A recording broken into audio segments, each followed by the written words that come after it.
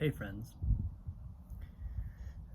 I'm up in Santa Fe, I'm outdoors, life is good. I'm here because I had an appointment again today with the osteopath who's been working on my wrist. I've spoken about this on a number of posts now. And today's appointment was another one for the books. I felt something move in my wrist, sort of on the middle to left side, to the outside of my right hand, that I'm pretty sure has not moved in a long time.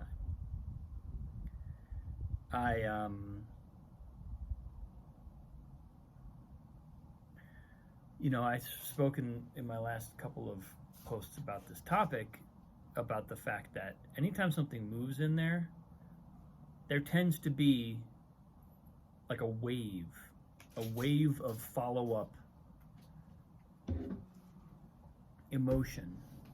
And it's almost like it's been released. It's almost like there's something in that stuck bone, joint, tissue that releases into my system, which is, better than having it stuck there. But then I have to experience it. Then I have to go and deal with that feeling. And I've noticed several things.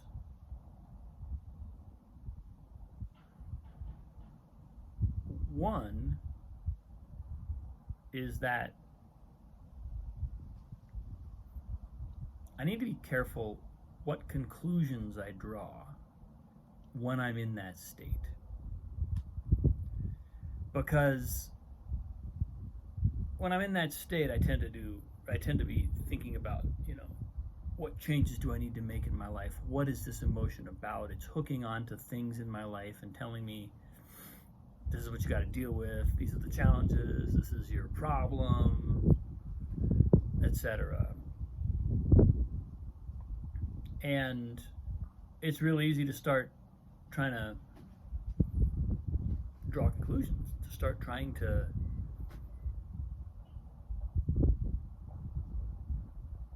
try to make decisions about changes I want to make or whatever. And what I'm finding more and more is that when I'm in that state, it's not even that I make wrong decisions or bad decisions, or it's just that what's really happening is something is releasing into my system, and my only real job is to experience it. When something comes up, and in this case it's almost always negative, it's almost always something that feels like either a deficiency in me, a flaw, regret. I made the wrong choices at blah, blah, blah point in my life.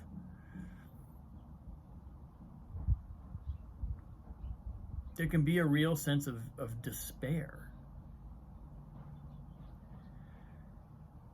And today, what moved, for some reason, the images that came to me today, he said something which kind of cued me up for this. He said, the last time I saw a bone, I wish I could remember which one it is. Lunate bone. It's the second metacarpal, not the one right here, but the middle one. lunate, I believe, but I don't know anatomy that well. He said the last time I saw a lunate that was that jammed up, it was on a boxer. And which makes sense, you're constantly putting force through there, jamming that bone back into the radius and the ulna. And I thought to myself, I used to punch a lot of walls when I was a teenager. Come to think of it, that's about the time I quit playing piano.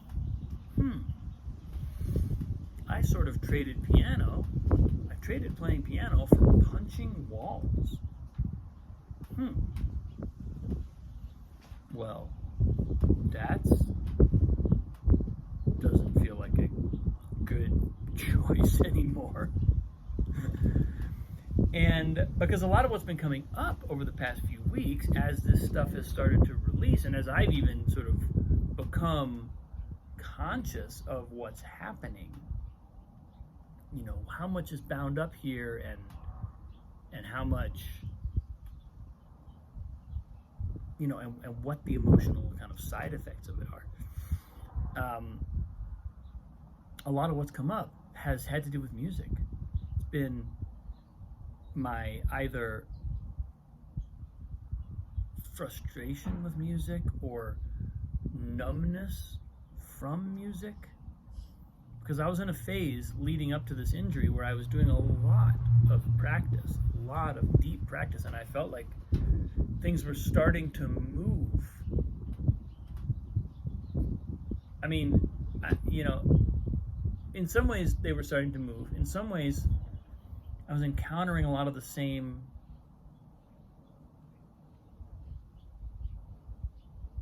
blocks that I've encountered throughout my musical life.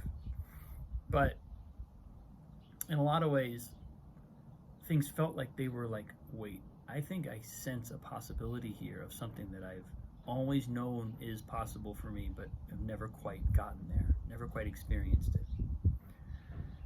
And watching that show up, watching that happen, sort of be like, that was my experience right up to the injury, and then watching the injury just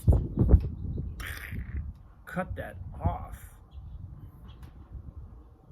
I mean, when I first experienced the injury, the most painful thing to do was play piano. It was more painful than anything else, just because of the position of my hand.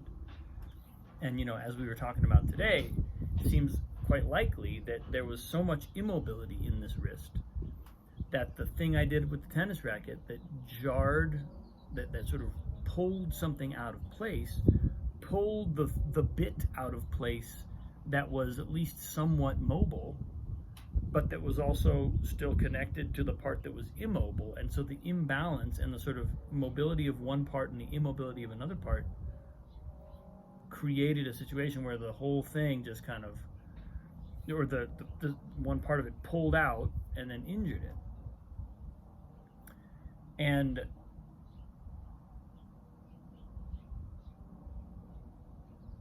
And so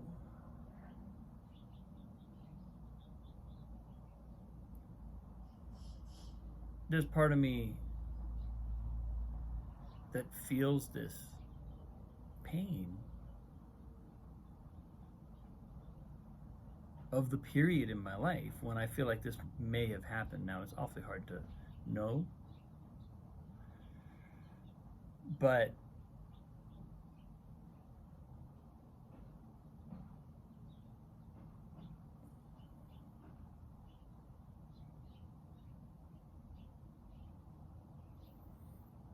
there's definitely stuff in there that there's enough memories of specific events that could have contributed to this locking up of my right hand. And even the way that Andrew, the osteopath, expressed what's going on there, he said there's a lot of domination going on in there, like dominance. And I think, in a kind of negative way. He wasn't talking about a healthy capacity for the expression of authority or power. He was talking about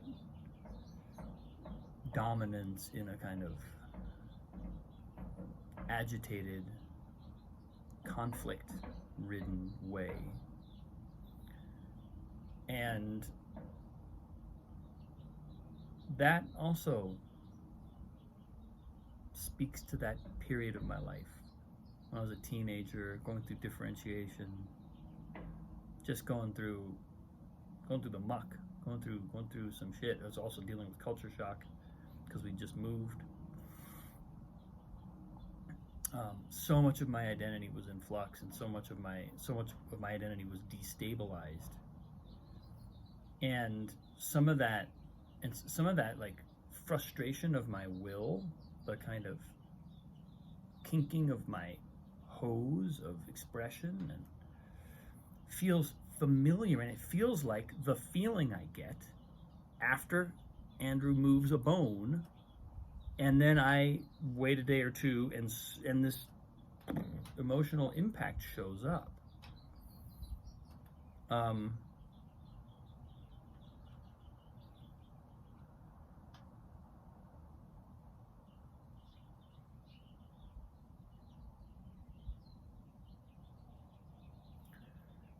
You can tell it's taking me a little bit.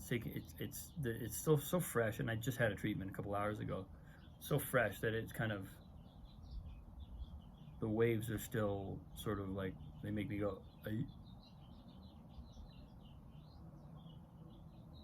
okay, here I am. But the other thing he said, which is key, and which felt right, and which I immediately went home and did, or went to my parents' house and did, is he said, stop babying your wrist. He said, now you're at the point where you're not going to create more injury by resting it. You need to strengthen it and use it. He said, play piano, practice properly.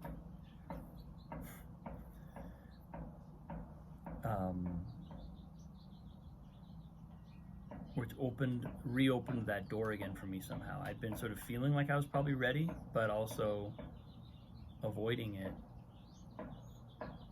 And so I came home, I sat at the piano, played a Chopin etude.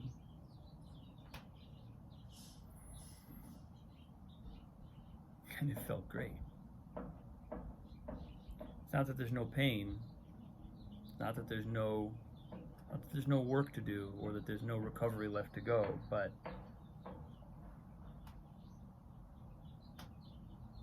I was like, I can do this.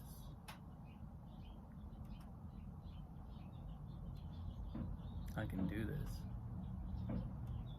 And I felt a freedom of movement, of controllable movement in my wrist. It was like I had more radar on this side of my hand to feel the keyboard, to reach, to let my hand move that direction, rotate that direction if it needed to.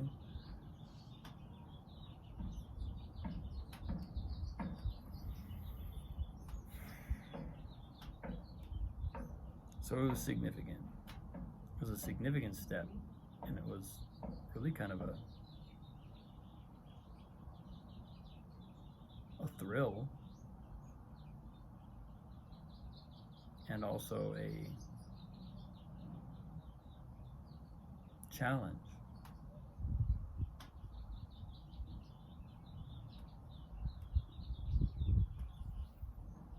And it made me aware that some of what I feel in these aftermath times, when emotion comes up that feels like it's as old, it feels like it's going back to my teenage years.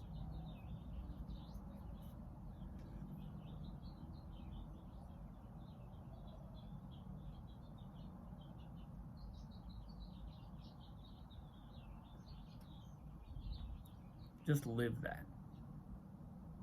Don't draw conclusions from it. Don't think about what it means for my life. Don't, for God's sake, don't try to make plans on the basis of that emotion, or trying to avoid that emotion, or trying to integrate that emotion. Just experience the emotion.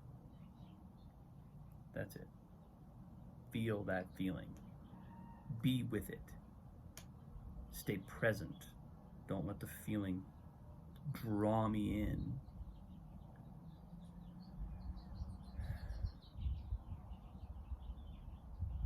Man, talk about real movement.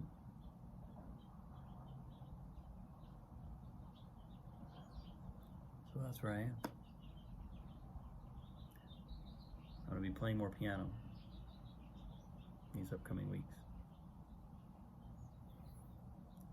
Thanks for watching, folks. Have a great day. See you soon.